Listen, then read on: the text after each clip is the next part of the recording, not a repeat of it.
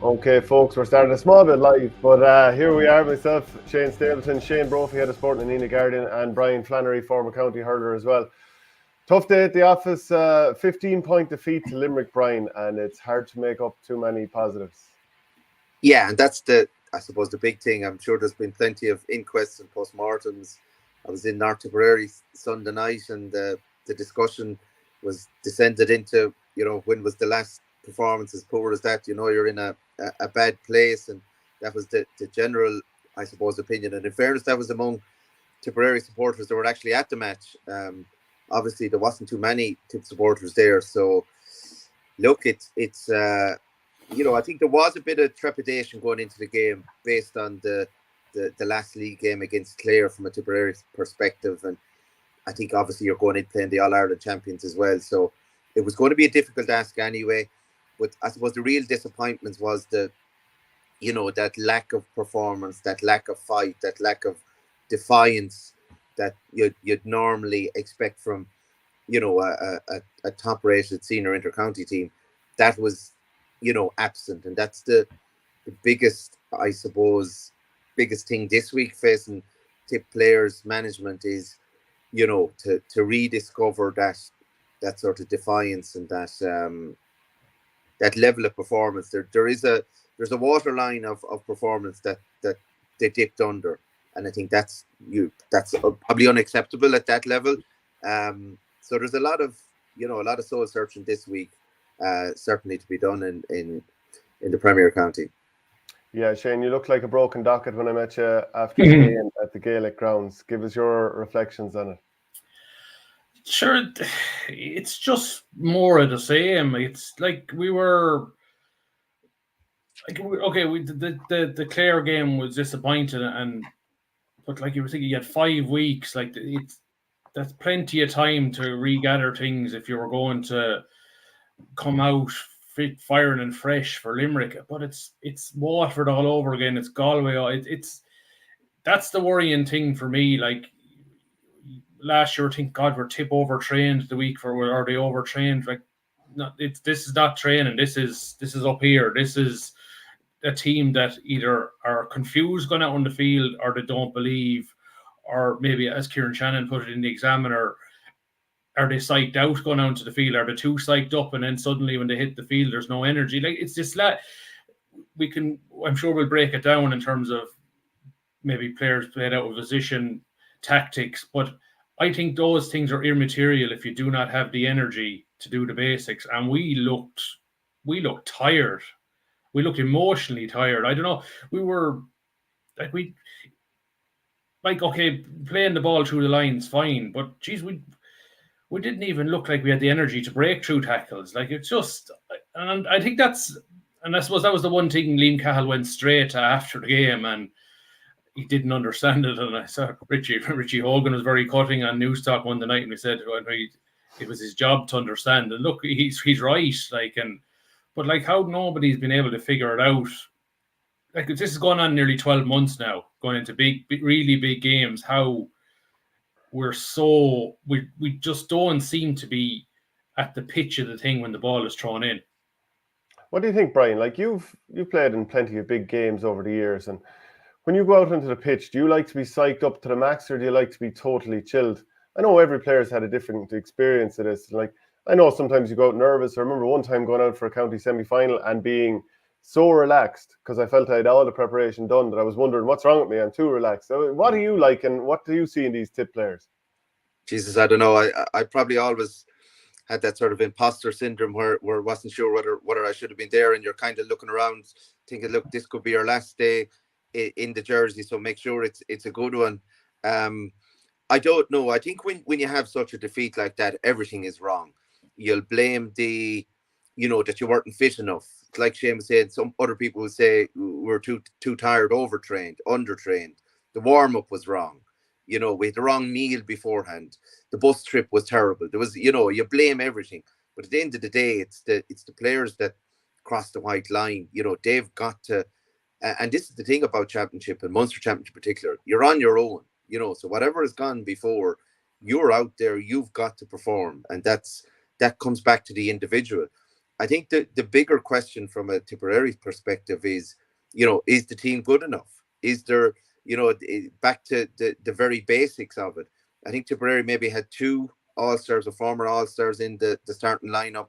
How many more would you expect in the next year or two? I'm not so sure.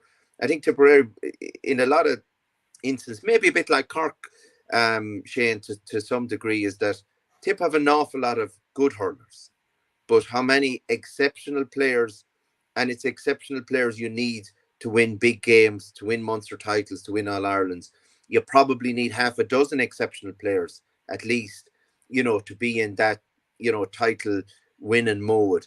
And I suppose, look, you might have thought going into the game, maybe there is, as I said, you had 2 players who had won All-Stars previously, that there's a couple of other players that you'd expect to maybe could push on and move into that bracket, but that didn't happen. And that's the biggest, if I'm sitting down this week, it's from a Tip perspective, that's the big question mark. Are they just good enough? Brian, I'm sure you probably in your day had a game where, for whatever reason, it didn't happen. And I know probably in the old days you would have had a couple of weeks to stew on it. Probably just 6 days. And I actually think the quick turnaround will help Tip. They can't stew on it. They have to use the hurt, or if there's anything in them, they've got to turn it into a positive. And you only have to see how Antrim turned and Westmeath or Wexford last year. Like, it can be done, but like, I'm sure it happened in your day where a non-performance and you had to turn it around. Like, what I personally think, and maybe it's something it has to come from the players. This can't be. Look, the management will take a lot of it, but I think this is a week where leaders have got to emerge, and I'm not just leave it to Noel and Ronan and the older guys. This is a week where lads have got to stand up. Some lads, and there was rumours maybe about a get together on Monday night. I'm not sure whether that happened, whether that was they were always going to get together on Monday after the game, or whether it was a my waddy and biscuits thing like Davy did. But I do think that's what was needed. Yeah, but I think everything is important this week. Everybody inside in that camp, from the guys who are carrying the hurleys and the water, everybody's important, and they need to rediscover positivity from somewhere. I think I'd be reminding the players why they're in there in the first place. They're their best players in their clubs, in their schools, their colleges. Remind them of what they've achieved in the past. That you can't. Somewhere along the line, we've got to turn the page and just look at where they're going, why, as I said, why they're there in the first place. They're the best players that are in the county, in Tipperary, and there's probably few would you could argue the toss about 1 or 2 maybe that's outside the 26, but in general I think the best players are wearing the jersey. But they've certainly, there's got to be an element of positivity, of just breaking it down back to the basics of why you are an intercounty player, why as a manager Liam Cahill, why he believes in you, why as I said, what's your future in Tipperary hurling, what's the opportunity. And like you said, we've had, like, we got hockey's Clare bet us in a replay in a Munster final 98 by 12 points. We went out the following week, we played Galway in an All-Ireland quarter-final, wasn't given a hope. But it's just amazing if you're in, and this is what will transpire, is a lot of the Liam Cahill mentioned that they were training well and things were going well. If that is the case, they are very capable of turning in a big performance 6 days later. Because sometimes, for whatever reason, you could blame it on a lot of inexperience on the field, where things goes against you and you don't have the fortitude or the wherewithal on the field to turn it around. Now, yes, your real heroes are the ones that are defined and will hurl away, matter what the circumstances, matter if the Gaelic grounds was falling down around them. The real good players will play away. But obviously there was very few in that bracket last weekend. But yes, as I said, there were a lot of harsh words. I'm sure Tip FM wasn't kind either this week.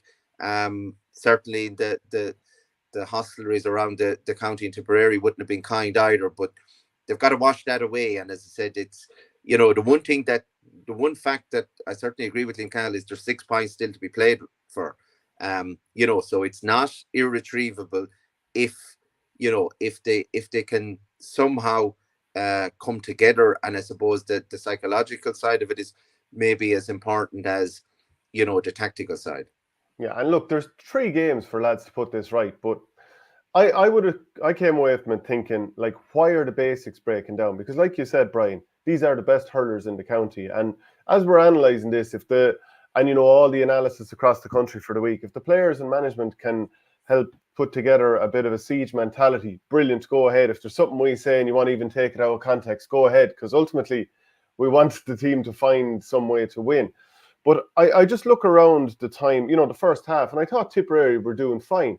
Maybe you can pick out things where maybe Limerick were bubbling under the surface and could have kicked on at any stage, fair enough.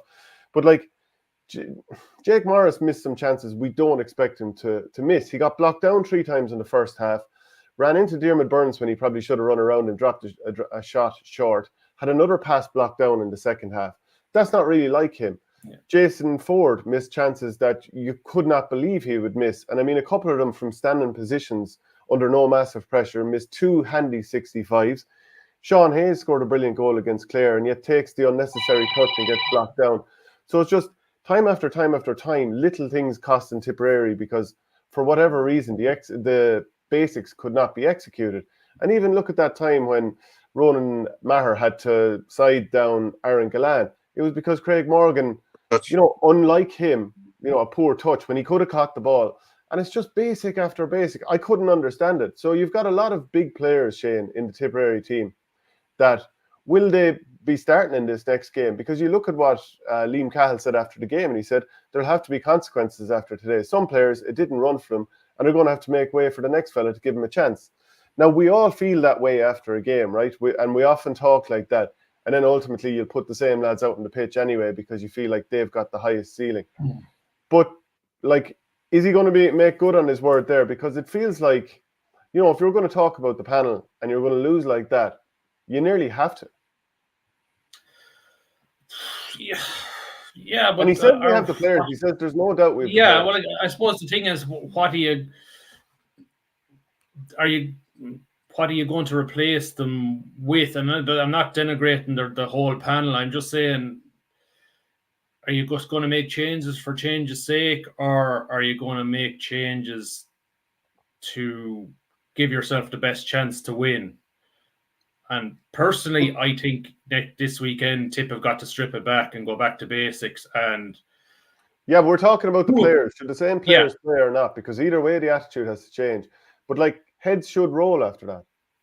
I'm sure there will, and maybe in some ways that like Pat Ryan. But then, who are the only players that could be spared this week? I think Johnny Ryan, Ronan Maher, Michael Breen, Owen Connolly. I think are the only 4. I think Michael Breen. Jeez, I thought he wasn't much on the ball last weekend. Like, what did Hegarty do? Yeah, but Breen wasn't really in the game. I'm not saying Michael had a bad game, but I just didn't think he featured prominently in the match at all. That was just what I'm saying. Like, so like I only had 4 players that would have come out with the last week's game playing at a decent level. I actually think the first player who should be starting next week is Sean Kennelly.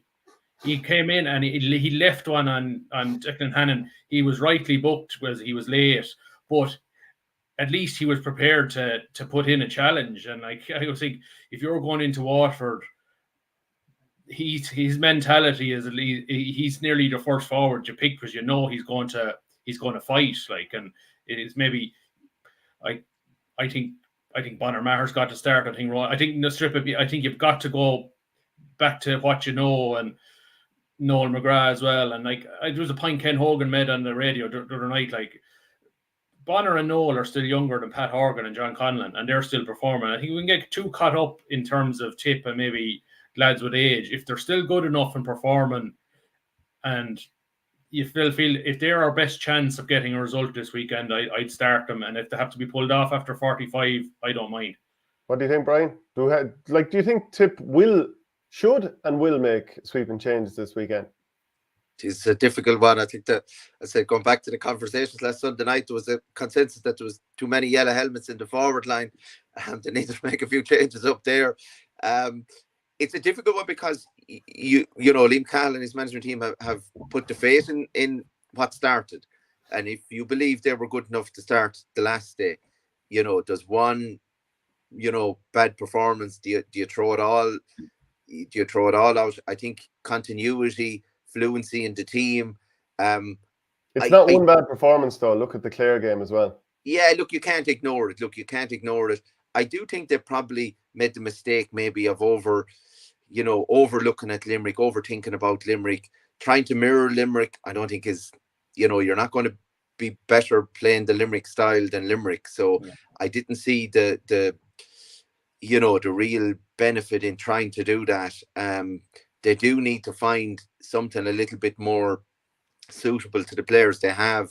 But I was, you know, some of the things were like you mentioned. I mean, I'm a big fan of Jake Morris, and I would have been screaming at him, you know, take on the man. You know, where was the confidence there just to have a go, have a cut? If it doesn't work, it doesn't work. But by God, have a go. You know, when the opportunity arose. So there was just way too tentative, and you know, the Tipperary need those players to lead. You know, that's the big issue is, you know, Mark Keogh, Jake Morris, these are guys. Are there better forwards in Tipperary? Probably not. You know, so they need to lead. You know, they need to perform better. They need to be the go-to guys. They need to become the reliable. And I actually thought they were beginning to, but you know, last Sunday obviously is a setback. Shane, people think we're involved in parish pump politics. I'm saying Dan McCormick should go back into the team, and you're saying Bonner Maher should go into the team. But I think either way, Tipperary needs just that bit more aggression in the team. And I still think that a lot of what they were trying to do early in the game worked in terms of like almost setting up zonally in places, trying to show Limerick down the line, which is a bit standoffish. And Limerick did it really. I mean, I don't know. Even how many times did we force them to knock ball out over the line or turn it over or hit silly passes? Like we did, that did happen as well. Fair enough, the wheels came off, but I would say that's down to lack of execution at the top end of the field. I noticed at one stage a ball came up, and I don't know whether it was Mark Keogh or Sean Hayes, one of the yellow helmets, and they had about 4 Limerick defenders around him. And I said, look, that's not going to work. You know what I mean? And they're too good at building up play if you give them time and space. That there's got to be an element somewhere of taking them on. You know, the teams that cause them trouble, your Clares, etc. You know, if you look at the balls, you know, like we mentioned, Sean Hayes, Jake Morris. If Shane O'Donnell got those balls, what is he doing? Is he going at goal? Probably is. You know, so there was just a hesitancy that you don't associate with Tipperary teams. If you're not good enough, grand, you're not good enough. But it was just that tentative nature all over the field just seemed to be, you know, it was almost playing with fear. That I agree with you in terms of being on the ball, like that they weren't going at their men a little bit more. But I'm just talking about the other stuff in terms of like, if you go dive into tackles and stuff like that, you will be sidestepped, the ball will be popped around you. But I felt like they were shepherding lads down the line. And I think there's that element that was working. And I know like it's easy to throw everything out and say everything was rubbish. But I thought initially there were things where Limerick were uncomfortable on the ball at times. But yeah, I agree. The other side of it, you know, we let ourselves down. Yeah, I think there's the Sean Hayes goal chance came from Owen Connolly turning. I'm not sure who the Limerick was, and we ended up. There was a few more times that Limerick lost possession in their own half back line, but we weren't sharp enough to get into the breaks. Like that split second, we were just that split second slow all through. Like, and I think that's a mentality thing. And I know, look, there's a lot of comments here that we don't have the players, and like we accept that it's not the team from a decade, but I'm just wondering, has some of that seeped into our players that are enough our supporters? Like our supporters are very blunt. They'll say what they think, and we don't have the players. Are the players in there starting to believe that, and do they feel inferior going out into the field against the Clares and the Limericks? Possibly Shane or Liam or Brian. Sorry, jeez, I'm getting caught up with all the different names involved in Tip hurling. But Brian, yes, possibly. Yeah. Look, it's hard to know. You know, as I said, when there's such a malfunction, when everything looks so bad, it's hard to, you know. And I was looking at players there and saying to myself, you know, I mean, Brian O'Mara is a good example. Player, I watched him down in Carriganore here in Waterford in Fitzgibbon Cup, and I said to myself, wow, this is a Rolls Royce of a defender. You're perfect centre back for the modern game. His striking ability is brilliant. He's good in the air, can score from distance, and yet he had no impact on the game. You know, it's hard to place all that together and say, you know, well, what's the missing link here? Yeah, he gave away a free in the first half. It should have been an easy ball for him to cut out. Yet he looked like he was running in treacle, and he ended up, I think the Limerick man ended up getting to the ball first, and he connected to the foul, and we gave away a free. I don't know. It's if there's a hunger and desire to get to that ball first. I don't know what it was. Like I thought that was symptomatic, and then, geez, I got to. I think that the thing for me that spoke out was, remember, did the ball come back off the post or something, or broke out? And there was a race between Mark Keogh and I think it was Sean Finn. And that was the point that Keogh was taken off. I looked at Cal, he said, it was a costly ball, I think. Like, Finn looked like he was bursting his arse, and Keogh looked like he was going at 75%. And no, I give maybe Mark a pass. He has missed a fair bit of training after it. And maybe he's not 100% right yet, but optically it looked terrible. Yeah, it's sort of just in terms of effort levels. There's so many areas you could look at and say, geez. And even just in terms of looking ahead to this weekend, like you mentioned changes. Like I think one will be. I think it has to be Ronan Maher going to 6, because I think he's a bad matchup for Desi Hutchinson. I probably put Breen back inside to go on Desi. I don't think Ronan would have the pace. I think maybe do you go Ronan at 6 and put your captain in the middle and put maybe O'Mara on the wing and maybe just free him up a small. But I don't know. But O'Mara does look. He's lacking confidence at 6. That's why I think maybe you go back to basics a small bit for this week. Maybe put your strongest players and your leading players on the field, maybe in key positions, and start from there. Because would you? I don't know what you think. Maybe that's too basic, but that would be my thing.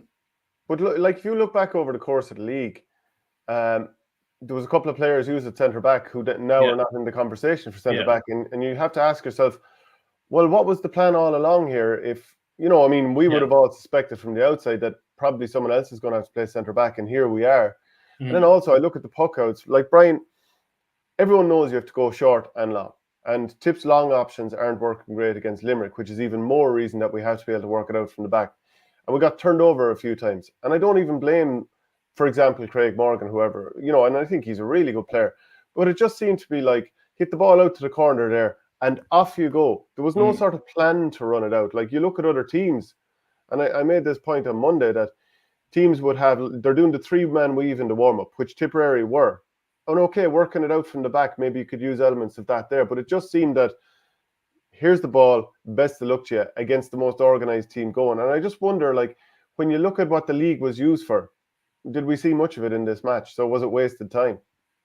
Yeah, and that's the difficult thing, I suppose. Like, if you're trying to operate with that, you need to take risks as well. You need Ronan Maher probably coming off his full-back position to assist your cornerback, your Craig Morgan and Brian O'Mara. You need your halfbacks dropping back to ideally when a player is trying to work a ball out there, and rather than him just depending on his pace, he needs 1 or 2 options off the shoulder as well. And that was absent. I think if there may be it may be worthwhile considering games in the past that Tipp have beaten Watford in. So you go back to a number of years ago, when Tipp were going well, they took Watford on at their strengths. They in relation to puckouts, they hit it down on top of Taig de Burka and, crowded the area. And I don't know, many goals they got in from midfielders. I think Michael Breen, you mentioned earlier, might have been one of those running off the shoulder of Bonamara and sticking the ball in the net. Maybe they need to go back to looking at, particularly the fact that they're playing Waterford this weekend. I don't think Tipperary played Waterford well last year. If you remember, Billy Nolan was operating in that sweeper position for the point from play, and really had a big influence on the game. When surely somewhere along the line, the obvious thing was to push someone in on top of him. That never happened. I think Tipp at times in the past have struggled with Waterford's structure and setup. So maybe they need to look a little bit further into the past to come up with something, I suppose, logical that can work in a short space of time, and that can be a little bit more, okay, call it basic if you want to, but capable of producing a result that that now is crucial. Because I think if the only hope for both Tipp and Cork actually in effect as well is a Tipperary victory, because if Waterford, given Tipp's score difference, that's them, they lose Sunday, they're jiggered. If Waterford beat Tipp on Sunday, Cork are jiggered because Waterford will have the head-to-head over them. So, there's an awful lot riding on this game for, inside and outside the two counties involved. I should say Munster Council especially, like you're potentially looking at the 19th of May, Tipp 2 losses, no points. Cork, if they lose to Limerick, 3 losses, out of the championship by the time they come to Thurles. Like, would you even get 10,000 in there that day when it could have been 40,000 a few weeks ago? Yeah, just in terms of like the column you wrote in the paper this week, which is available now everywhere. But you were saying as part of your column that while the management rightly take their share of the blame for the poor recent form in terms of having the players physically and particularly mentally ready, they don't seem to be. So just in terms of like between the years, we're questioning whether Liam Cahill has them where he wants to have them. And even the comments after the match as well, and referring to Derek McGrath and all this kind of stuff, like, is it something where he has to look at himself? Because it's very important this week to get the balance right, to reframe everything and, kind of put that game to bed very quickly, not play the blame game, sort of accept it as a group that things were brutal, but lads, this is a chance to put it right. So if we're saying mentally things aren't right at the moment, that's probably the primary focus here, because they can't get any fitter between now and Saturday. I don't know what way Liam and Michael do their chats in training. I'm not sure whether the dog player's out or whether their arm over the shoulder. I do think whatever they have been doing, they've got to do the complete opposite now. Like if the primary thing has been dogging them verbally, or I think they've got to do something completely different this week. It's just because I don't know. They just look inhibited at the moment. Again, it's not that you say 5 players play well and 10 players play bad. Like I don't like. You look at the Barry Hogan. Like Barry Hogan, the forwards were so static when he had the ball for a puck out, like for long ones. Like there's no movement, lads cutting left to right, lads grouping in the middle and spreading out to the wings. Like there's no goalie, not even Rhys Shelley, not even Nicky Quaid can do damage or puck out. So it's like lads are, I wouldn't say hiding, but they're not, like, I can't think that Tipp's game plan last week was, when they got the ball in around their own 45-65, was to launch looping high ball into the full forward line in the first half. And that's what was happening. Like I'd say, and I'd agree, Brian, the fight, the levels in terms of the inside forwards, in terms of winning that ball, could have been an awful lot better. But like doing things like that that's meat and drink to the Limerick backs made no sense. I think that said to me that either players were confused about the game plan, didn't believe in the game plan, or just, as Liam said, they're hurling in hope. I mean, you're hurling in hope. You just get the ball out of your own hand as quickly as you can. Yeah, but I think the other aspect of it, there was no mid-distance threat. Yeah. If you again go back to games in the past, you would have seen even Jason Ford maybe when he's in the 11th position, or Noel McGrath when they're in the 11th position, where they can, if you have that possession in your half back line, that you can play a ball and they'll win it at on the 65 and are capable of turning them, just putting the ball over the bar. So you're not maybe hitting ball into traffic in the inside line that are under huge pressure.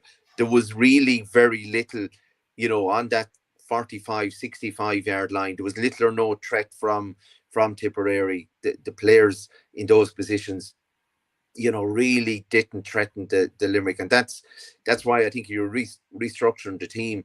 I think your number 11 position is hugely important. I mean, Noel McGrath has certainly done that. Jason Ford has done it in the past as well, where he can, if, for example, a Tyke Burke isn't going to come out and mark you, well, you feed the player, and he has the ability then to score from that distance.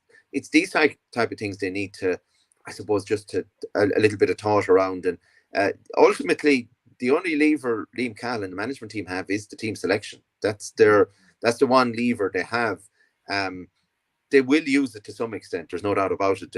There's going to be changes for this weekend.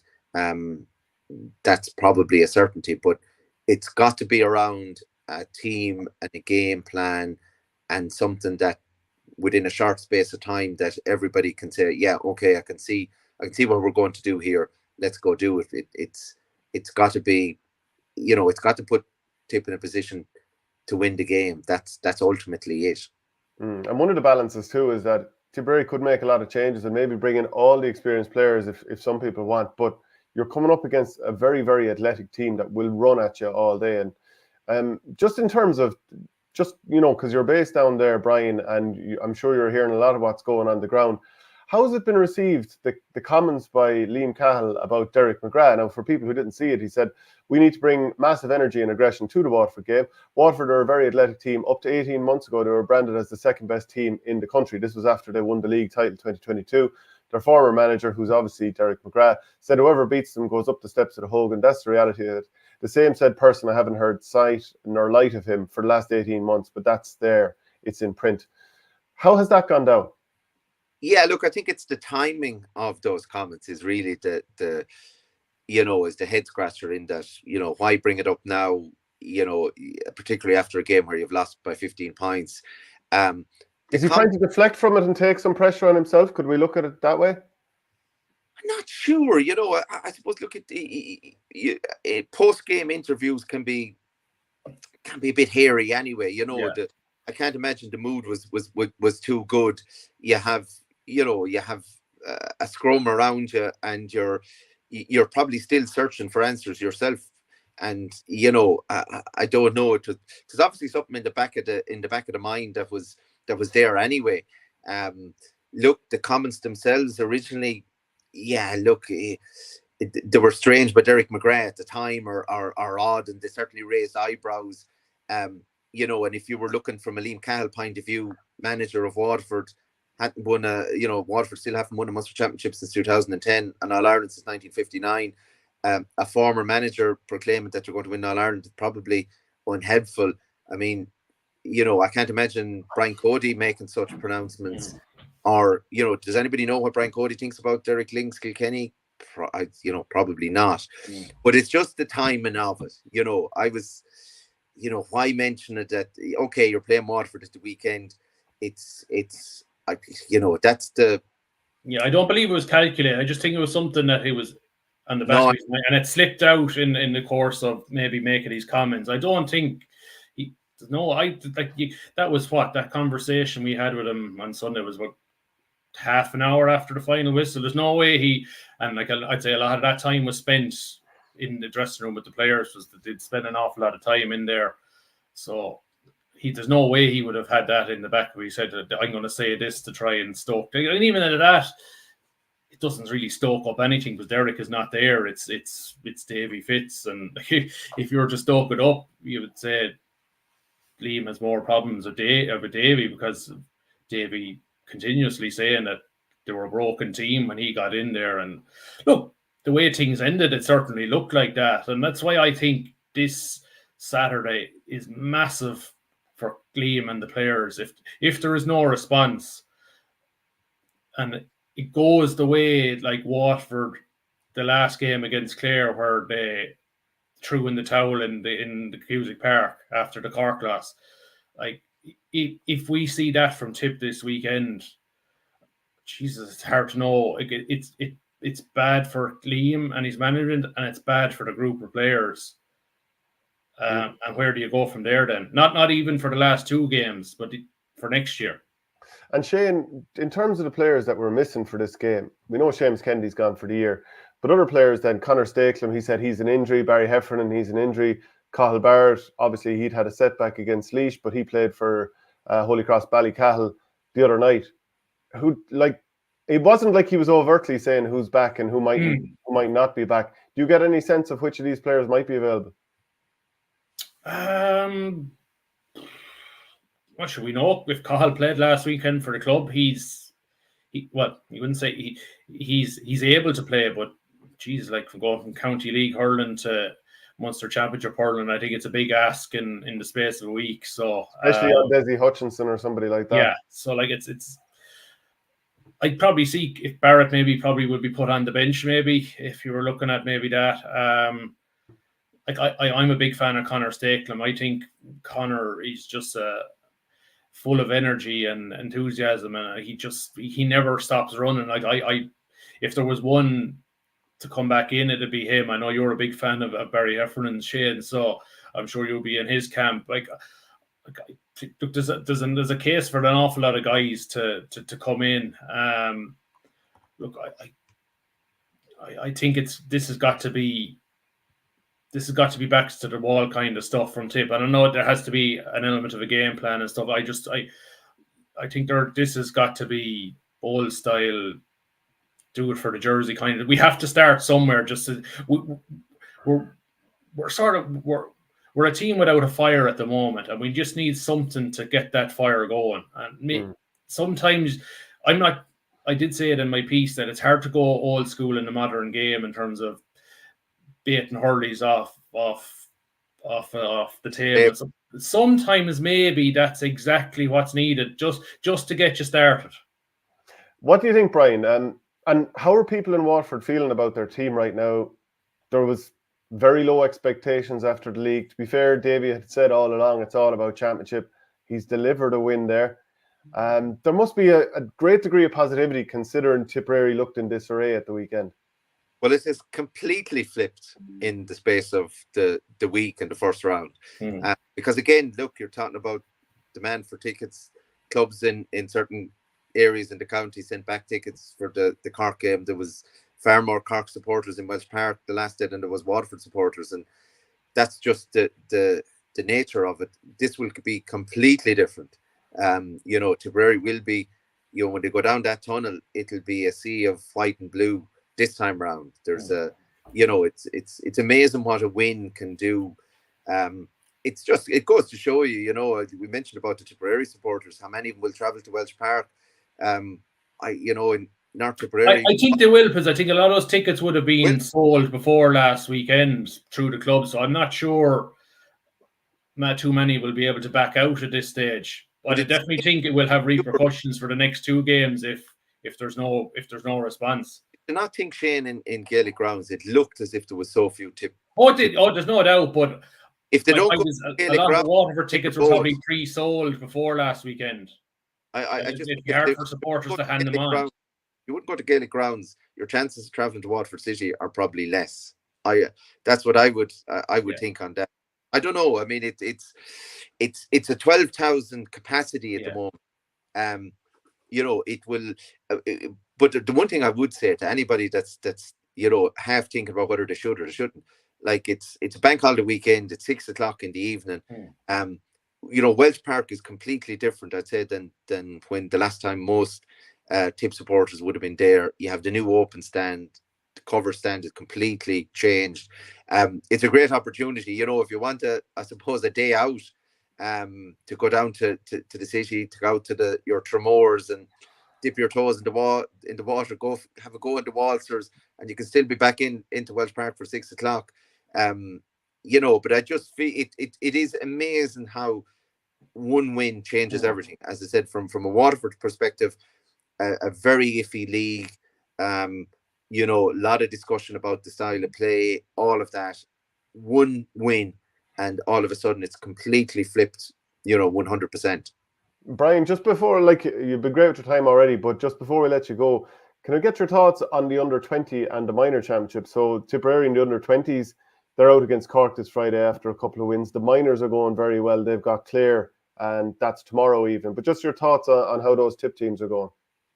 Yeah, look, I think in the under-20 championship, Tipp were excellent in the second half against Waterford, having had a ropey first half. I think they went to the dressing rooms level, but they came out and they performed excellently.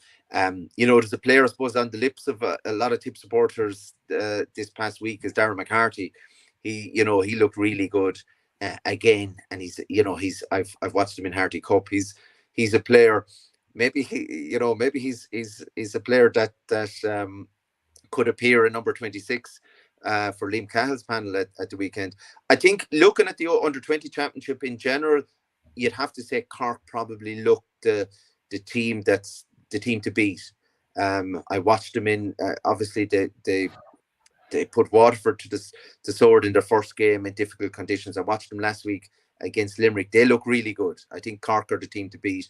I think in the minor championship, I think Waterford Tipperary are going to be right there. They'll probably expect to reach the Munster final. They're in pole position to qualify for the Munster final at this stage. And again, they're really good. And the game we're talking about, that working the ball through the lines, that Tipp minor team certainly have all the attributes. And as I said, that modern game, they look really good. And they have some very good inside forwards, that you need to make the difference. So I think that there's a lot to look forward to from an underage point of view for Tipperary. Unfortunately, Waterford are struggling a little bit in those age grades. But from a Tipperary perspective, I think supporters could do worse than hitch their wagon to either the minors or under 20, because I think they'll go far this year, particularly the minor team. And Shane, just in terms of like the under-20s then, and Darren McCarthy's supposed to be playing, well, obviously will be playing Friday, so that would preclude him from featuring for Tipperary seniors this weekend. Anyway, he can't play both. Well, that would be, I think that'd be Liam Cahill's call. I think if Liam, I'm sure Liam would, I think generally the Tipp teams are announced 48 hours, like, so if they're announced tonight and Dara's there, he's in line to play, but that doesn't mean that he could be pulled in advance, like, so of not play Friday night. And that would be some dramatic thing to happen to, we probably shouldn't even be, like, it's highly unlikely. Very young. Yeah. He is, but he's in school. It all depends on how the Tipp senior manager it could be seen as a sign of desperation. You're throwing in a young lad, or maybe if they feel there's nobody better, like it could happen. I wouldn't rule out seeing Darren McCarthy on the 26th on Saturday. But isn't it enough? Those games aren't on, on the Wednesday. Yeah, I'm sure. I'd be surprised if they don't change the schedule for next year and go back to midweek, Wednesday, Thursday, so at least the 60-hour thing is taken out of play. You should have the option. Like there's fewer and fewer probably under 20 players who are in, would be in contention for a senior place. But at the same time, they should certainly have. I mean, Patrick Fitzgerald of Watford has played the first game, hasn't played since. Huge loss. I mean, I just think it's nonsensical, but that's part of the course for some of the decisions, I suppose. That's an hierarchy. I've seen a nice bit of the Cork 20s, and obviously we know the pedigree that Cork are bringing at that age group in the last couple of years. But Shane, they were good against Waterford, like, picked them apart at times. But the game against Clare, let's call a spade a spade. There were soldiers of fortune there. There was a very harsh red card against Clare when Clare were they about 6 points ahead at the time. And maybe, from a Tipperary point of view, we can look at it and say, okay, they probably think that they're better than they are. That could be hopeful from me, but, there could be a thought process that way. Yeah, well, like, I think these age grades can be there's sometimes they're hard to predict. You look at Tipp minors 3 years ago, losing to Waterford by, was it 9 or 10 points in Páirc Uí Rinn? 3 years later, under 20. I know there can be changes with the team, more or less a decent chunk of the same group of players, and Tipp win by 9 and Dungarvan. Like, I think each year and each team can be different. Like, it's a good Cork team, but like Ben O'Connor was key last year. He's not there, so. Look, I think Tipp back home after 2 away games. I think they've got a great chance. Paddy McCormack back from suspension. I think Jack Quinlan is out for the rest of the campaign with a knee injury picked up against Waterford. It's not a cruciate, but it's going to take a couple of weeks to get right. But look, it's the fact that only the top 2 go straight to the Munster final. It's top 3. It's actually you would think Tipp, Cork and Clare are going to be the top 3, but you like to shorten the route. And like if Tipp could get the win at the weekend, there's good. I think in the Munster final then, because of Cork on head to head. I think it's Cork's last game as well. So, look, I'd be hoping that a big performance. Look, if Darren McCarthy is held out, you probably give the edge to Cork. But I'm hoping for a bit of a big Tipp performance Friday night. Yeah, Jack Leamy is one player that Tipp need to stop. Diarmuid Healy is another one. Who's impressed you in the under-20s so far that you've seen, Brian? Yeah, well, you mentioned Jack Leamy for Cork. I mean, he's been really good, not just from frees, but from play as well. William Buckley is another to out for in that Cork lineup. To just have good, all-round hurlers, everywhere really. And even their minors now, last week I watched them. Again, the standard that they have, the skill level is extremely high. And that's what I suppose, look at from a traditional county like Cork, you expect that. But they're, to me, they still would have the nudge on everybody else, they have that experience of guys that half a dozen of them who've won the All-Ireland last year. That adds a bit of confidence as well. They're playing with a bit of swagger. Okay, they were in a sticky spot against Clare, and they may have got 1 or 2 decisions, but at the end of the day, they won the game. I think they're going to be a feature in it. I'd be surprised if they don't, whether it is straight into the final or they have to play a semi-final and win it. For me, they're still the team to beat. Tipperary probably, they certainly have that capability. Not so sure about the defence. I thought at times looked vulnerable. Again, maybe a little bit about the senior team in certain positions. But once you have you have wins wins in the bag, points on the board, they're going to be there or thereabouts. And look, certainly Tipp could do with a boost, under 20 victory or the minors. It would be a nice boost. Well, I suppose the bigger boost is the senior team, and rising tide lifts all boats. If the senior team can perform, I said, look, the county needs a lift probably at this stage. And then one final thing, Brian, just in terms of some of the other games we saw, Kilkenny picked up a win, Dublin did, Darren Gleeson's Antrim beat Wexford sensationally, and it should give a nod to Willie Maher as well, because his Laois team are flying at the moment. Yeah, I mean, it's great particularly for Darren Gleeson. I would know him reasonably well. The pressure he was under all week after the performance against Kilkenny, the result, and he probably got a bit of unwarranted media attention as well about the trip to Portugal and the merits of it. And it's like everything when you suffer a defeat like they did in Nolan Park, everything is wrong, and it was a waste of money, etc. But I think they answered all their critics. To beat Wexford, they're in a great position now to qualify. If they have that confidence and that belief, you could see a sensational scenario where Antrim could actually qualify, which would be brilliant for them. Anybody that's been up that end of the country, I was in Cushendall once myself. It's how they keep hurling going in such a the corner of the country, the difficulties they have. They deserve huge credit. Delighted for Darren. As I said, he's been up there a good while now at this stage. But to get a big championship victory, you can have all your league games and your close shaves and your moral victories, but to have an actual victory, that was huge for Antrim. The rest, I mean, it's hard to get too excited about Leinster. Let's be honest about it. It's there does seem to be inevitability that Galway and Kilkenny are going to be in the Leinster final, and it's a question of who makes up the third spot. I was in Puckout at a league game actually last Saturday night, watching Dara Egan on goal for Kildangan, and I was thinking of him when that result came in, and he came in for, I suppose, some criticism, not from the players from Wexford, but criticism. It's it's amazing that the Wexford have been caught, for the want of a better word, 2 years in a row. That they weren't forewarned going up to Antrim. Very few teams have gone to Corrigan Park and not struggled at some stage.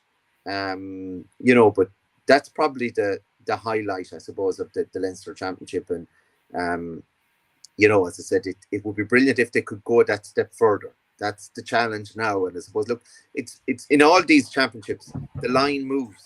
Every weekend the line then moves. Tipperary's target this weekend is a performance, a win, brilliant. But absolute minimum is a performance that does the jersey credit. And as I said, now Antrim haven't gone from desperation to chance of getting out of the group in Leinster. These are, I suppose, look, that's the beauty of championship hurling. And now Wexford are in desperation. It wouldn't surprise me in the slightest if they turned over Galway at the weekend. Although I probably think they have a better record, of course, isn't it? They do, but just the way they responded last year with Westmeath, who's to say they won't do it? I thought Galway were pretty average last weekend.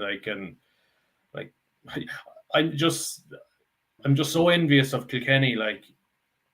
You look at the players that were missing last week, and they're still able to put a level of performance out. And I said, it's the one thing I'd love for Tipp to fix is what's our culture. And we know Kilkenny's culture now is it doesn't matter who they put out in the field, they're always competitive. We don't seem to have that in Tipp anymore. We always have, we can pull a good team every now and again, but there's no level, if you know what I mean. Kilkenny have that at underage. They mightn't have the dominant underage teams, but they're always pretty decent. And that's such a good, strong base to build any team, any hurling team on, having that culture. You're depressing us more now, Shane. I know, but yeah, but look, I suppose on the upside of it is they've been hammered in 3 of their last 4 All-Ireland. So I'm going to take small. But they got to them though. Yeah, they got to them, but they had to come through the Leinster route, so we can all come out of Leinster. Anyway, look, I'm being harsh and a little bit sore there. Brian, thanks very much for joining us. We'll see you again very soon. I'll be over the weekend. Right. So yeah, I'm not going to have you building up Kilkenny on the Tippcast show. It just won't stand. Could I ask you then about some of the other games, like Cork Clare? What did you make of that? Talk about a high-scoring game there between them. It was 6:50. Yeah, no, I didn't see much of it as I was driving to Limerick while I was on, and I was listening to it on the radio, and you were thinking the start Cork got after half time, and Jesus said that they're in a great spot here. Nero Quilligan had made a couple of great saves, just shows you the contrast. Quilligan was sort of under fire after the Limerick game, yet he turned saviour against Cork with key saves that kept them in the match. And of course, I think that the turning point was definitely the sending off of Sean O'Donoghue. It was madness, wasn't it? Not a yellow. He's an excellent player, but got on a yellow card. It was just madness. After he making a brilliant hook, and I suppose, look, he was probably revved up after making a brilliant play, but that's probably something you've got to know. You've got to keep your emotions in check. You can be so thrilled after making a big play to stop the potential goal that you can't do something like that. And I think that was the key. And look, it was a great win for Clare. Look, I fancied Cork last weekend, but I should have known better. Clare have shown previously in the past, losing their first game, to come back and win the second, and I fully expect them to. Well, I think they'll beat Waterford. I won't say. Look, it'll be dependent on Tipp next weekend whether Clare will beat them in the last game. Well, if Tipp had nothing to play for, I think Clare would definitely win. But at this stage, you're looking at a Clare Limerick rematch in the Munster final as things stand. Okay, well, like I said, John Ryan, manager of the Tipperary Camogie team, the minors that won the All-Ireland against Waterford. John, congratulations on that. A few days have passed. Can you sum it up for us? Can you hear us, John? It's a bit surreal at the minute. Hello? Yeah, go ahead, John. It's a bit just surreal. A little delayed, but go ahead. Yeah. It's a little surreal, It still hasn't sunk in. We were delighted, obviously, to get the win, and it's been a long time in the process. Some of us started this 5 years ago at under 14, and we've worked up through the 15, 16s and minor last year as well. So it's a bit surreal, you work so long and hard to achieve something, and when you achieve it, it takes a bit of time for it to sink in. Shane? Yeah, and I suppose Waterford have tended to be our nemesis of the last couple of years, the senior, and you had beaten them in Munster, and they'd come back and beaten you in the group stage 2 weekends before, I suppose there was an element of maybe, I wouldn't say trepidation, but that God, if there's one game we can't afford to lose to them in, it's this one.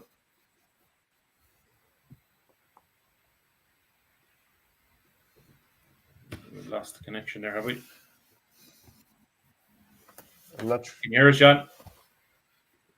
No, I missed that, lad. Sorry. Yeah, no, just in terms of having to beat Waterford, Waterford had beaten you 2 weeks before, they had a bit of confidence coming in, but your start was incredible, 2-4 in the first 14 minutes, I think. We were traditionally not making good starts. It was something that we were very conscious of, and going back on all the games through the season, we started very slowly, and it was something that we were trying to work on to make changes on that we needed to get out of the blocks quicker. We needed to start better, and in fairness, we don't see it too often, but to get 2 points from a line ball from Lucy Purcell was a huge start. And initially we all thought it's gone wide, but it was great, and to add a goal then shortly after that really consolidated. But to go 2-4 to 6 points up really set us up very well in the early stages, and we needed to do it. Mm-hmm.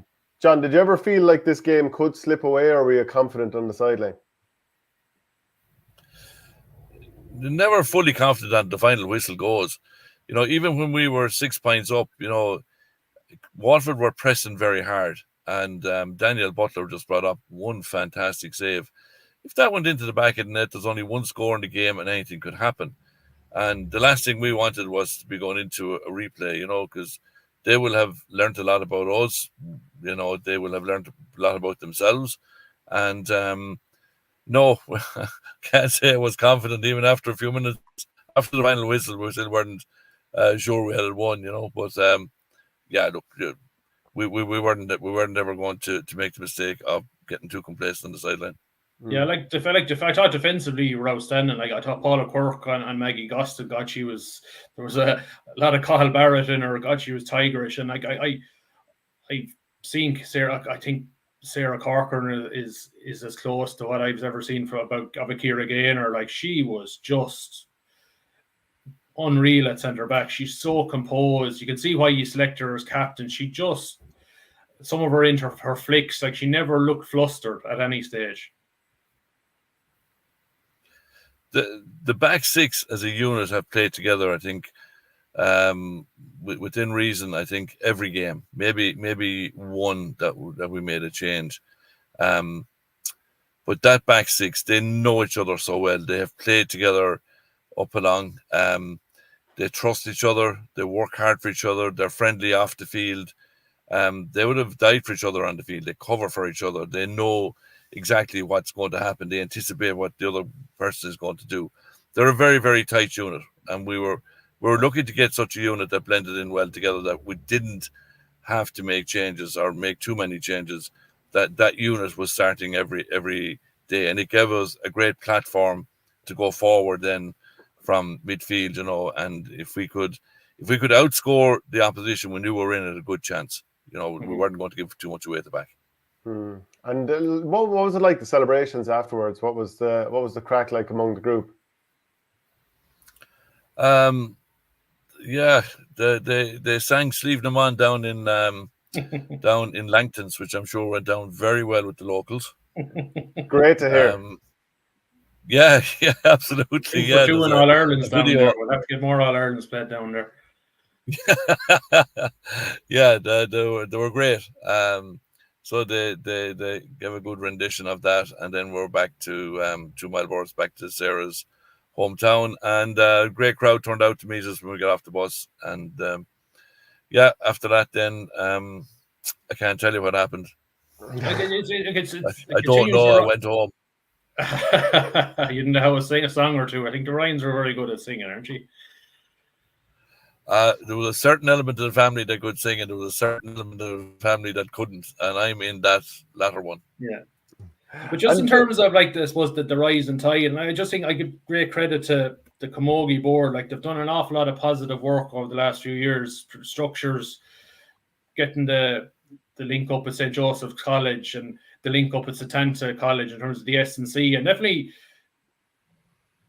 we definitely seem to be on a par with the top three as big counties in terms of we're athletically matching them now on the field.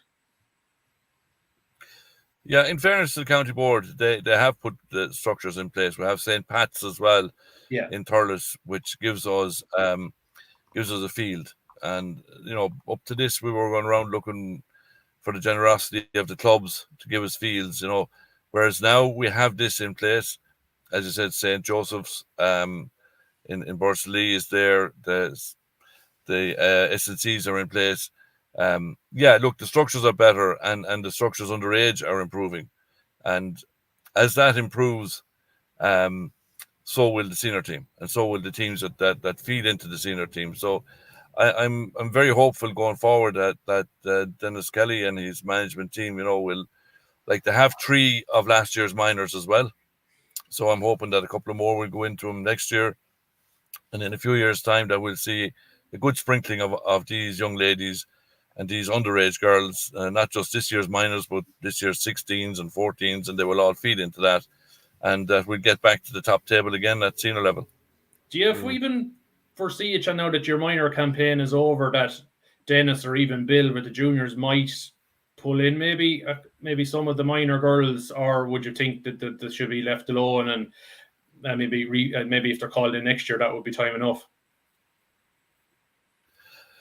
I'm subject to correction on this, but I think there's a new law there that they cannot go until they're finished their 18th season. They can't go into the season afterwards. I know. So you can't have Claire Grogan playing senior at 14 like back in the day. No. Yeah. And then I suppose just even to throw forward. I think that's there. So next year is as early as they can go. I know that the jump from minor to adult grade in Camogie is not as large as it's the men's game. So obviously, but in terms of player welfare and stuff, it's probably definitely the right move. So. And John, then I'm not sure how much of an opportunity you've gotten to watch the senior Camogie team of late, because obviously you'd be out with your own team. But do you see, like, it's a bit of a revenge mission against Waterford this weekend in the Munster semi-final? Yeah, look, I don't know. Will they look at it as a revenge mission? It's another game, and they'll take every game on its own merits. You have to remember that they play Watford again in the first round of the All-Ireland series in 2 weeks' time. So you don't know what's going to go on there, either with Watford or Tipperary at the minute. It's another game, and I say they'll probably just take it on its merits. There's possibly bigger fish to fry down the line. Yeah, I get the sense that Dennis will be making changes this weekend. Yeah, I think the group first round of the group stage of the All-Ireland, I think on the 26th of May. I think that's their focus. I think, look, if they're able to win this weekend, great. But I wouldn't be surprised if they've won Munster last year. It'd be nice to retain it, but I don't think it's the carrot to have. That championship was the carrot it was last year. John, I suppose just in terms of John, just in terms of I suppose the senior hurlers, like you would have done the jersey in the past. Just your thoughts on last weekend and how you see maybe things going for next Saturday. I feel sorry for everybody involved. No player or manager gets up on the morning of a game and suddenly decides I want to play badly. That's not the case. Limerick are just an incredibly good team, and we have a bit of work to do to get there. We're not there yet. We have a bit more work to do, but all those young guys, they're learning every day, and they'll possibly learn more from last week's game than they will if they went out and beat another team, maybe beat Waterford or beat Cork, or if they take the lessons that they've learned from. I think we might be under a small bit of pressure for coverage down there. And actually, just in terms of the lessons, what are the actionable lessons that Tipperary have learned? I think we've got to play our own game. I think we've got to play a style. I think we have. Yeah, you have to be able to play the ball out. But if it's not your main strength, why do it? Like, I just think. Sorry, John, we lost you there. You were just sorry, and Shane was taking up the point in terms of learning the lessons, and just if you wanted to finish out that point.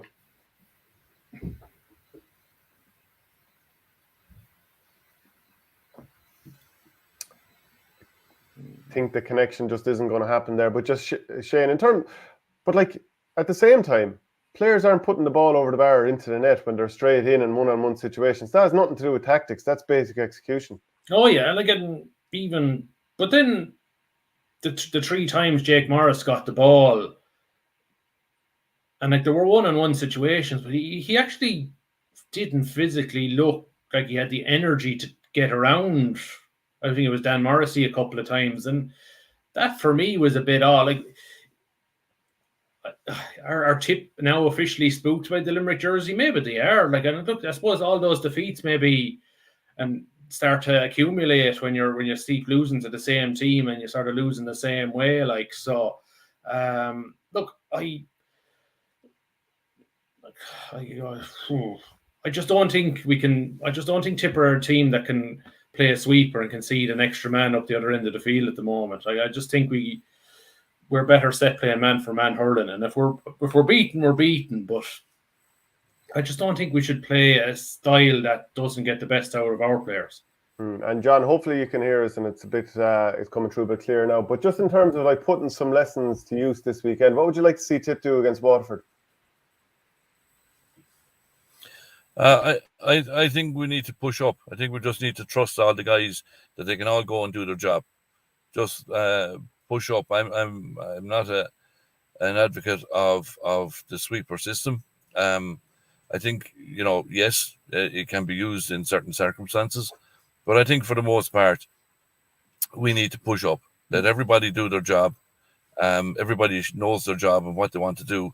Just push up on them. Keep the pressure on Waterford, or on any team for that matter. Just keep pushing on. The chances will come, and we have some very, very talented guys there that will take scores when we get them. They've proved that in the past. But just for me, keep the pressure on. Okay. And what do you expect this weekend, John? Do you expect Tipp to have a reaction? I think like there's a lot of pride and a lot of character in that team. I'm expecting a reaction, yes. I expect that they will go down to Waterford. They're going to be very hurt. They always say beware of the wounded animal. Well, Tipp are fairly well wounded after last week.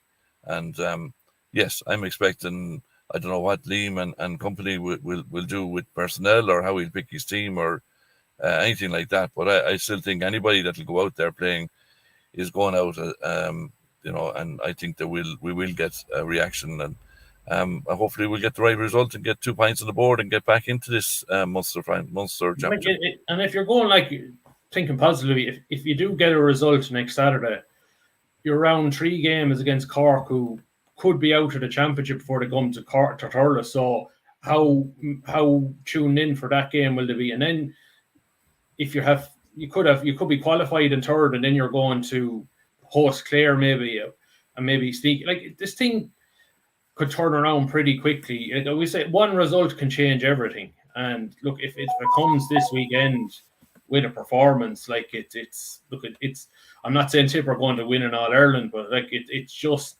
the outlook for the last 2 games in Turles, and the crowds that will turn up will be completely different.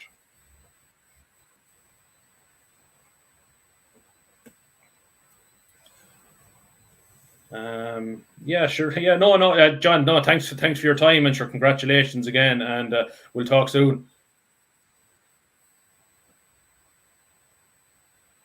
Okay, that was great to have John Ryan on there. Geez, there's some amount of comments flying in today. It's like McCarthy and Keane there with the banner and the cattle camps, like, so. Yeah. Sparring going on.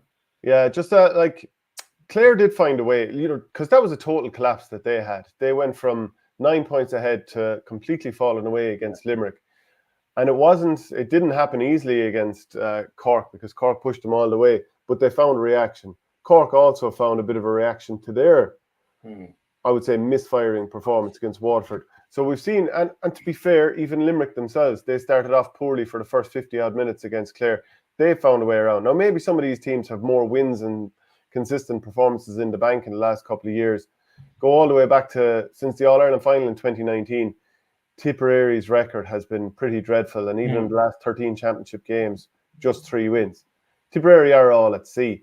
So it's a bigger job to get a reaction this weekend. Now, I think there should be 4 to 5 changes. I do believe that Tipperary do need to, and I don't even see it as roll the dice. I just think you need to put out as many battlers and fighters, because Tipperary will always have lads who should be able to put the ball over the bar. And I know that was the one thing that Tipp couldn't even do last weekend. It was just so unlike them.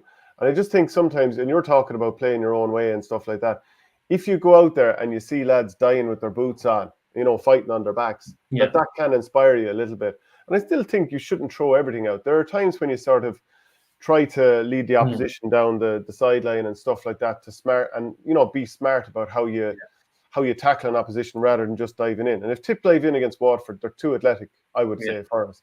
But I still think Tipperary can find that blend this weekend. But with a gun to your head, do you see Tipperary finding enough to get a win here?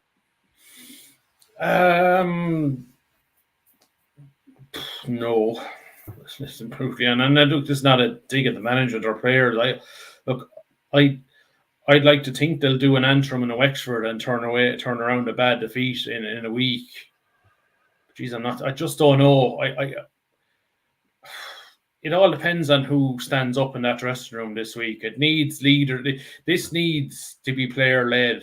Look, I think the management, and I think Brian Flannery said it at the very start. Like, once you cross the white lines, you're in charge, and the 15 guys that are selected have really got to take this on, and then hand it on to the 5 lads off the bench to finish the job. And look, I think there'll be a good Tipp support there, because I think the point I was trying to make to Brian was that a lot of the tickets for a lot of the people who wanted tickets for the Waterford game would have got them before last weekend, so they're nearly locked into taking them. But I don't know how, unless you know somebody in Waterford that you sell them onto, I'd say you're probably that. So I still think you're going to have a good 3,000-4,000 Tipp fans down there, like that, and that's nearly half the capacity. Like, so look, we won't feel as outnumbered as we were last weekend. That's for definite. So, and look, if we get off to a good start, I'll tell you, those 3,000 or 4,000 will make serious noise. Like, and if they see early stages lads putting in the effort, putting in a few hits, forcing a couple of turnovers, like this could be a ding dong game. Like, this could, like, there's so much at stake for. But like, if Tipp win this, it's game on for qualification. If Waterford win it, I'd say there isn't. Look, Waterford will find it hard to win their last 2 games away to Limerick and away to Clare. Like, so, like, if you're Waterford, if you don't win this, you're in serious doo-doo, which is maybe a bit of pressure on them as well. I haven't heard doo-doo been said in a while, and Brian Flannery said in the wrist for that's not really bad language, like. So. And earlier on, Brian Flannery said jiggered as well, and I was like, I haven't heard that in a while either. So, real throwback show here. Yeah. But the way you were going on about it there, you're nearly building me up again, and I'm nearly thinking, right, there's a chance. And to be fair, like, within the Tipperary camp, there will be lads there who've been trying to flip the script and say, look, we haven't become a terrible team. You haven't all forgotten how to play hurling here. There are lads who have won All-Irelands. There are lads who have shown, quality at different levels, whether it's for their club or for their county underage.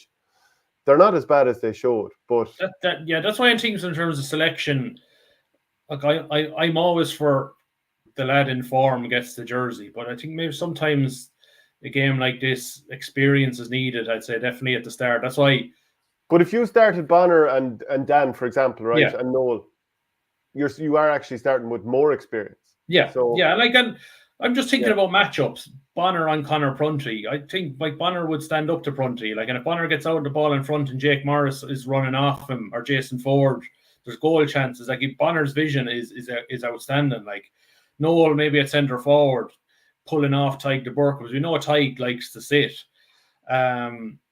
Like, does Dan go middle of the field? I don't know. Maybe you put him in the wing back spot and put Bo into middle of the field, and we know Bo has legs. Like, so there's going forward. Potentially, yeah, and tell him to pull back a bit. Like, I would be worried if I saw Ronan at 3. I just think he's just a bad matchup for Desi Hutchinson. I think we need legs. But he won't be on him no matter who's in there. Like, we'll have two. But I don't think Craig Morgan or Johnny Ryan would be a good matchup for him either. That's why I think it would have to be Breen. Maybe so, but I think no matter where Ronan is playing, he won't be on Desi or a speedster. Yeah. Ona Hearn is saying, stop making excuses for this Tipp team. They're garbage. I'm sure we pull out the championship, so that's the case. But this is what the players will, by hook or by crook, they'll be getting that message all week that you're useless, that you're at nothing and all that kind of stuff. But and there's two ways. You either turn it into a positive or you fall into a cocoon and lose by 15 points again. That's my worry. I'm not so sure that they will store it up. And I really want them to. I really want to see the first 10 minutes Tipp really a rawness in our Tipp performance. Like, but look, we'll only know that on Saturday evening. Like the last number of years, 2012 All-Ireland semi-final against Kilkenny is the worst performance I've ever seen. That was 18-point defeat. But in recent years, Munster final 2019, lost by 12. That was 2017 league final. Yeah, and then also the one that was quite troubling a couple of years ago was the one against Cork. Yeah. But this was just as bad. Was just as bad. It was really, really poor. But look, we'll keep the faith this weekend. I'll put my neck on the line and say a Tipperary win. I don't know how convinced I am, but you know what? I'll just say that there has to be something. Look, well, I think that as long as we get a result and a draw is not a bad result either. But it keeps us in it, like, and I suppose it keeps Cork in it too. Like, so, look, I still think it would be great Sunday the 19th of May if Tipp and Cork have something riding on that game. Like, that would be straight knockout, because whoever loses is out of the championship, and you could get 40,000 there to be brilliant stuff. Like, so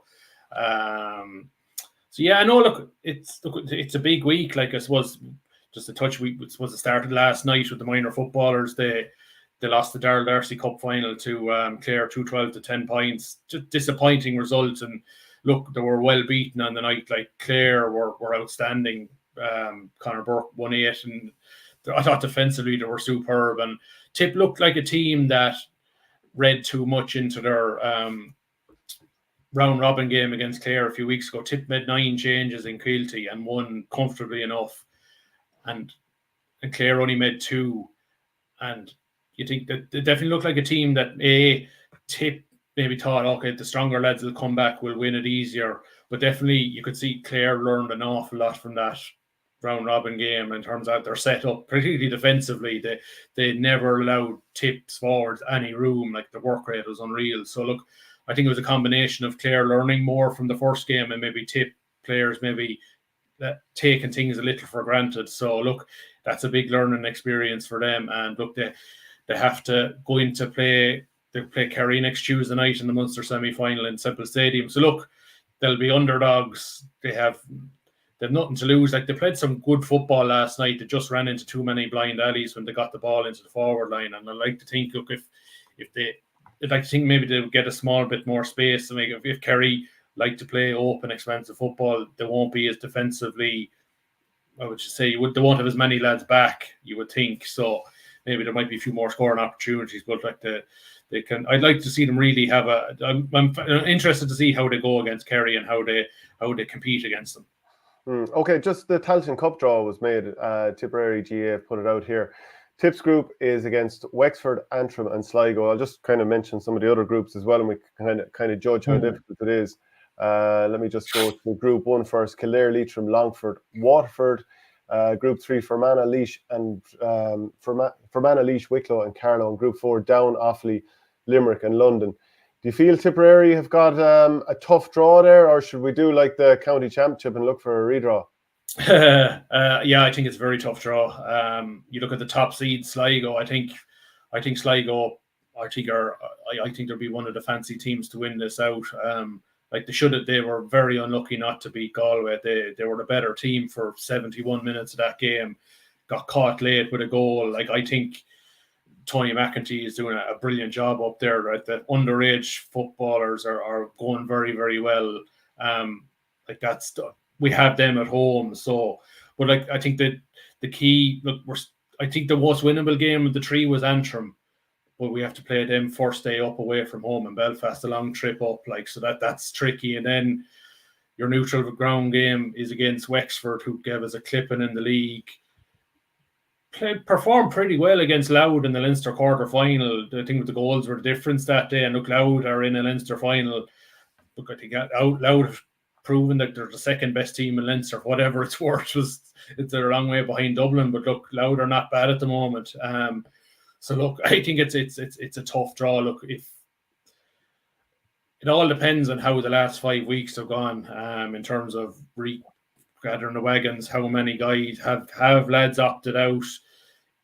Of the guys who didn't play against Watford through injury, how many are back? How mentally how are things?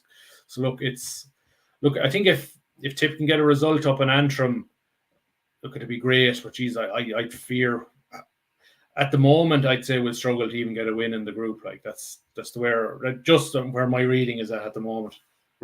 Just while we're talking about football, the ladies footballers had a win over Waterford in round 2 of the Munster Championship. So at least there's some positive news there. We might be losing everywhere else, but at least there was a win there. Yeah, like 4-5 to 11 points. Like, they're still they're still struggling to score. Like, I know it's only 9 scores, but look, the goals were the difference last weekend against Waterford. And look, off the back of a heavy defeat to Kerry, it was a good response. And now in against Cork next weekend in Mallow next Saturday. It's effectively a Munster semi-final, and the winner will go on to play Kerry in the final. And look, Cork are probably at their lowest I've seen Cork ladies football, and a lot of the time they're still a quality outfit. They push Kerry closer than we did. So look, Tipp will probably have it all to do in Mallow. But look, if they can muster up another good performance, but then they'll need to score. Like, they need to score like 9 scores. Okay, they got goals. I think if they're going to win, they'll need goals again this weekend. But look, they're in with an opportunity. And look, they got a bit of a clipping off Cork last year in the Munster Championship. You'd like to think at minimum we've closed the gap on them this Saturday. Yeah, okay. And then just, I don't think I'd asked you what your thoughts were on the minors and under 20s. We were asking Brian, I'm not sure how much of a spake you got in there. Yeah, the minors are out Thursday night against Clare. I suppose on paper, they're, with the way Limerick and Watford have been struggling, their 2 easiest games are out of the way. So like, you would think that there's going to be an up. That definitely Clare are going to be a step up in terms of standard.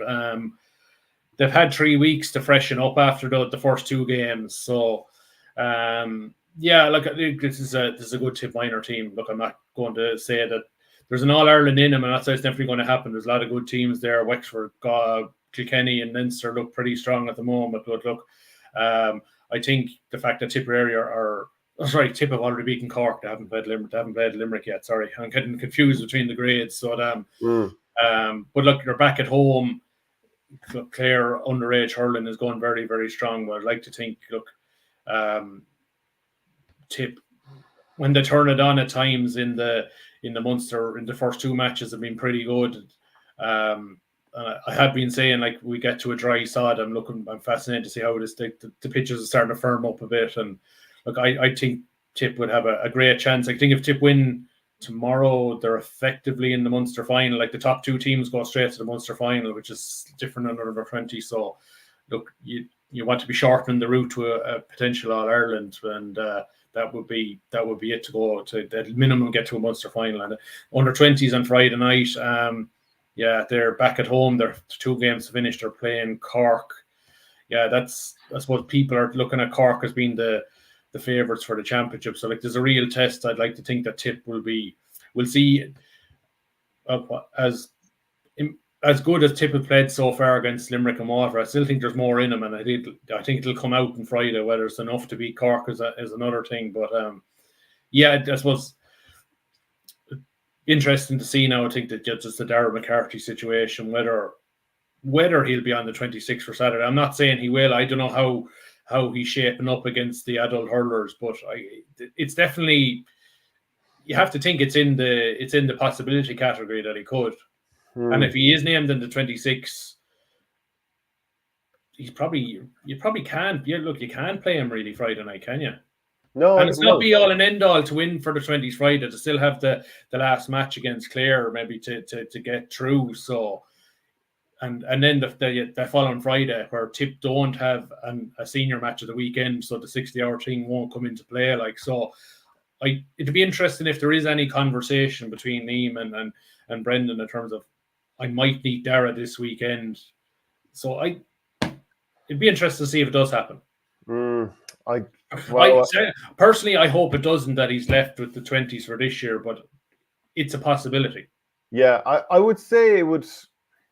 Yeah, and again, it could be one of these things where maybe, any training matches involved with the Tipperary seniors this year, maybe he's been flying it and everyone is thinking, look, ultimately he's going to go into the team. But you just wonder about the sort of shockwaves it would send through the team and some of the players that are there training as well. And, if you're started ahead of some lads who you think, right, no, I just think it would be, if it happened, you'd be kind of gunning for him and hoping for the best and what have you. But it would be a slight concern if that would happen this weekend.